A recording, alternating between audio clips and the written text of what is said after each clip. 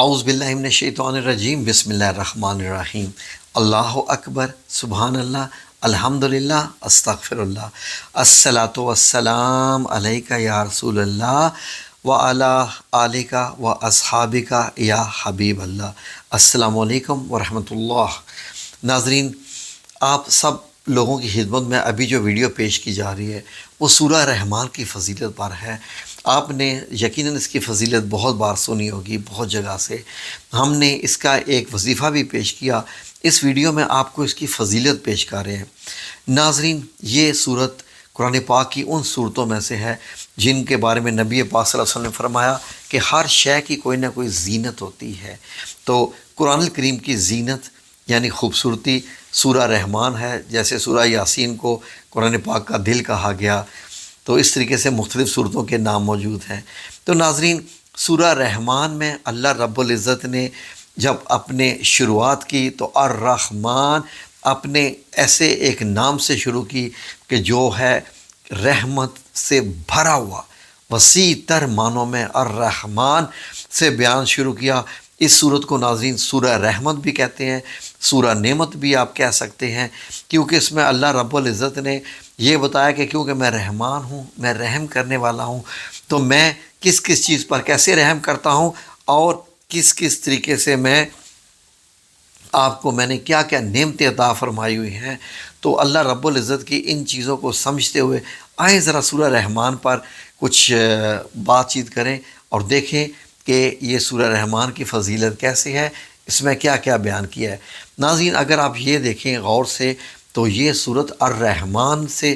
شروع ہوتی ہے، اللہ رب العزت کے اس بابرکت نام سے، جو کہ بہت بڑا ایک نام ہے۔ اللہ کے بعد جو نام رحمان ہے اس کی بہت خاص اہمیت ہے، اس کی ایک اور ویڈیو آپ کے سامنے پیش کریں گے۔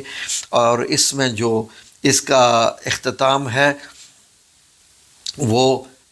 یا ذوالجلال والاکرام، وہ بھی اللہ رب العزت کا ایک بابرکت نام ہے، اس پہ ختم ہوا۔ اس پہ بھی آپ کو ایک ویڈیو بنا کے بتائیں گے کہ اس نام کی فضیلت کیا ہے، کیونکہ یہ سورہ رحمان کے بارے میں ویڈیو ہے۔ تو یہ سنیے کہ اس میں اللہ رب العزت نے 31 دفعہ ایک آیت بار بار دہرائی ہے، فَبِأَيِّ آلَاءِ رَبِّكُمَا تُكَذِّبَانِ۔ یہ بار بار جملہ دہرایا گیا ہے۔ اس کی مطلب یہ ہے کہ کیا وجہ ہے؟ اللہ رب العزت کوئی بھی زیر زبر پیش بھی قرآن پاک میں بغیر کسی مقصد کے نہیں آئی ہے۔ تو اس میں 31 دفعہ ایک آیت کو بار بار جو بیان کیا گیا ہے، اس کی وجہ کیا ہے، اس کے اندر کیا حکمت ہو سکتی ہے، اور اس کو کس طریقے سے ہم سمجھنے کی کوشش کریں۔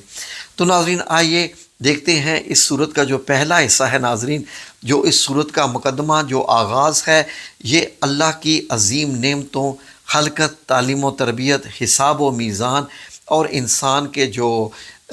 کام ہیں، جو سوشل کامز ہوتے ہیں، رفاہی وسائل، ذرائع، ان کے اوپر جو ہے وہ گفتگو کی جا رہی ہے، روحانی غذاؤں کے اوپر بات کی جا رہی ہے۔ اور ایک اور جو دوسرا حصہ ہے اس صورت کا، اس میں انسان اور جنوں کی جو خلقت پیدا ہے، ان کی کیفیت کے بارے میں بھی وضاحتیں کی جا رہی ہیں، انسان اور جن کے بارے میں بھی۔ پھر اس کے بعد جو تیسرا حصہ ہے، اس میں اللہ رب العزت نے زمین اور آسمان، جن میں اللہ کی خاص نشانیاں ہیں، ان کو بیان کیا ہے، وہ بھی بہت خاص بات ہے ناظرین۔ اور چوتھا حصہ میں جو دنیاوی نعمتیں اللہ رب العزت نے دی ہیں، ان پہ بڑی پیاری اللہ رب العزت نے گفتگو ارشاد فرمائی ہے، اور ایسی چیزیں اللہ رب العزت نے گنوائی ہیں کہ جیسے جنت کی نعمتوں کا ذکر کیا ہے، باغات کا، چشموں کا، پھل پھول، خوبصورت ازواج یعنی جو حوریں ہیں ان کے بارے میں بتایا، اور خوبصورت لباسوں کی بات کی گئی، اور ان کی پاکیزگی کے بارے میں بات کی ان حوروں کی۔ پھر جو اس صورت کا پانچواں حصہ ہے ناظرین، اس کے بارے میں اگر ہم بات کریں تو وہ جو آخری حصہ ہے وہ مجرمین کے انجام کی طرف اشارہ کرتا ہے۔ مجرمین کون سے؟ یعنی کہ جو اللہ رب العزت کی آیات کا انکار کرتے ہیں، اور ان کی دردناک سزا کا بھی تھوڑا سا ذکر ہے، کیونکہ ناظرین بیسیکلی یہ صورت جو ہے وہ رحمت الہی یعنی اللہ رب العزت کی رحمان ہونے کی صفات کو جو ہے وہ بیان کرتی ہے، اس لیے آخری حصے میں زیادہ نہیں بیان کیا گیا، صرف ایسے مجرمین کا ذکر جو ہے وہ تھوڑا سا کیا گیا ہے، لیکن جنت کی جو نعمتیں ہیں اس کی وسعت ہے اس کا تو بہت ہی زیادہ بیان کیا گیا ہے بڑی خوبصورتی کے ساتھ۔ ناظرین ایسے لگتا ہے کہ جوں جوں آپ یہ صورت پڑھتے جائیں تو انسان جھومتا جاتا ہے اور مست ہوتا جاتا ہے کہ جو جنت کی اللہ رب العزت نے نعمتیں بتائی ہیں وہ دلوں کے اوپر اثر کرنے والی ہیں، دلوں کو خوش کر دینے والی ہیں، اور ایسے لگتا ہے کہ ہماری زندگی کے جو ہمارے دلوں کے اوپر جو غبار چھایا ہوا تھا اس کو اس صورت نے دھو ڈالا ہے۔ ایسی خوبصورتی کے ساتھ الفاظ ہیں، اور اس کے اندر جو بار بار تکرار کہ فَبِأَيِّ آلَاءِ رَبِّكُمَا تُكَذِّبَانِ، تو اس کے علاوہ اتنی پرکشش اس کا مضامین ناظرین کہ واقعی یہ صورت جو ہے قرآن پاک کی زینت، جیسے نبی پاک صلی اللہ علیہ وسلم نے فرمایا، حیران کن طور پر اس کے وظیفے بھی لوگ کرتے ہیں، اس کے اندر روحانیت کا اثر بھی ہے، اور اس کو حتیٰ کہ نبی پاک صلی اللہ علیہ وسلم نے فرما دیا کہ ہر چیز کی کوئی نہ کوئی دلہن ہوتی ہے، تو قرآن پاک کی دلہن بھی سورہ رحمان ہی ہے۔ تو ناظرین بہت ہی یہ خوبصورت صورت ہے، جو انسان اس کو روزانہ سن لیتا ہے اس کے اوپر اس کا ایک اور خاص قسم کا جو ہے وہ غلبہ چھا جاتا ہے اس کا، اور انسان حیران ہوئے بغیر نہیں رہ سکتا۔ تو ناظرین جو شخص سورہ رحمان کو پڑھے اور اللہ تعالیٰ کی نعمتوں کا شکر ادا کرنے کے سلسلے میں جو ہے وہ اگر ذرا سی بھی بخالت کرے تو بڑے افسوس کی بات ہے۔ ناظرین حتیٰ کہ ایک حدیث میں ہے کہ نبی پاک صلی اللہ علیہ وسلم یہ سورہ مبارک جب صحابہ کرام کو سنا رہے تھے تو جب بھی یہ آیت آتی تھی فَبِأَيِّ آلَاءِ رَبِّكُمَا تُكَذِّبَانِ، تو آپ صلی اللہ علیہ وسلم چہرے پہ دیکھتے تھے صحابہ کرام کے اور پھر اگلی آیت شروع کر دیتے تھے۔ تو آخر میں آپ صلی اللہ علیہ وسلم نے فرمایا کہ تم سے تو جنات ہی اچھے ہیں۔ جب میں نے ان کے سامنے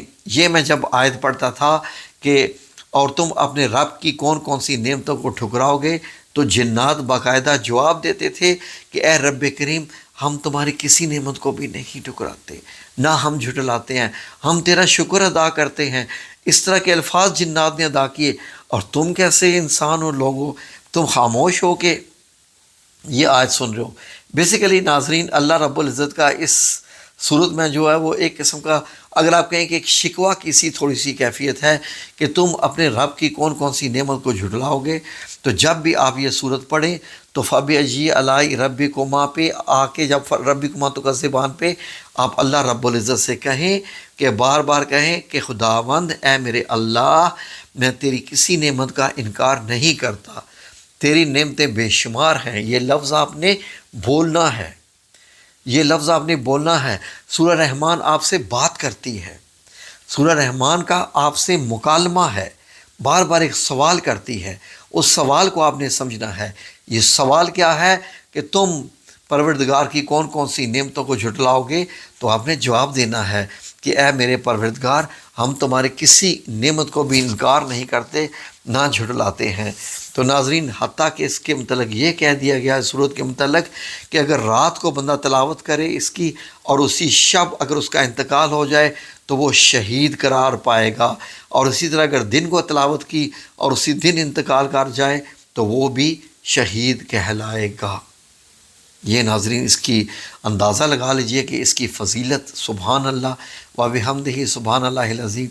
تو سنا کیجئے، کریں تلاوت اس کی، اور اللہ رب العزت سے کریں باتیں، دیکھیے آپ کے اندر یہ کیسی صلاحیت کرتی اور آپ کی زندگی کیسے تبدیل ہوتی انشاءاللہ بإذن اللہ تعالی۔ آمین یا رب العالمین برحمتک یا ارحم الراحمین۔